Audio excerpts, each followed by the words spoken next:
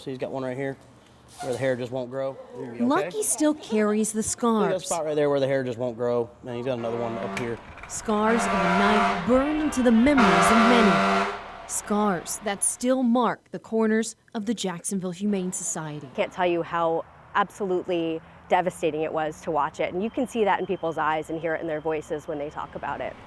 In the early morning of April 7, 2007, a fire started inside the Humane Society. A massive blaze with hundreds of animals trapped inside. Rod Ziriak was one of the many firefighters that responded. It was a surreal kind of experience, knowing there was that much life in there, and we were just trying to do our best to get it out. They had to work fast. It was kind of like organized chaos inside. We all knew what we were doing, but you know, you're just opening cages, bringing dogs out. They were following us back in, you know, so just because that's what they do. The panicked animals went everywhere, even running out into Beach Boulevard. A scary but somewhat relieving sight for Ann Korzik, the Associate Executive Director of the Humane Society. As she rushed to the shelter, she thought none had survived. And it was just unbelievable. Everything was gone. The dog kennels were here, but everything else was gone. The firefighters did everything they could before it became too dangerous. And they had to back out, even trying to resuscitate some of the animals on scene.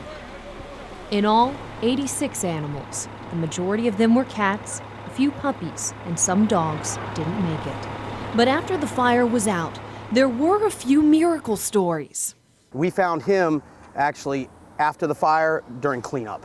Lucky had been in puppy isolation due to parvo, but the concrete walls of the isolation room saved his life, though he was up to his neck in water that had collected in his cage. Was like, this is Lucky's dog ever. He's gonna be a station dog. And that was his. A little puppy that had overcome parvo, burns, and smoke inhalation. One of the little lives firefighters were able to save. And the Humane Society is ready to turn the page and respectfully close this sad chapter in its history.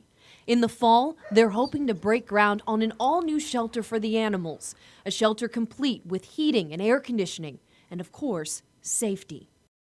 We take that very, very seriously, the threat of fire again, and we absolutely will have everything in it to be up to date and the most sophisticated we can to prevent that from ever happening again. But for the survivors like Lucky, this night is all just a bad memory.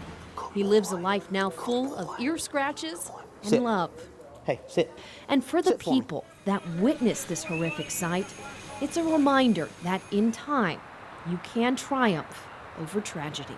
I just think that that JHS, we're survivors, and we've done such an amazing job these 8 years, and we're ready to move on. We're excited about our new building and moving on. In Jacksonville, Katie Jeffries, First Coast News, NBC 12, ABC 25.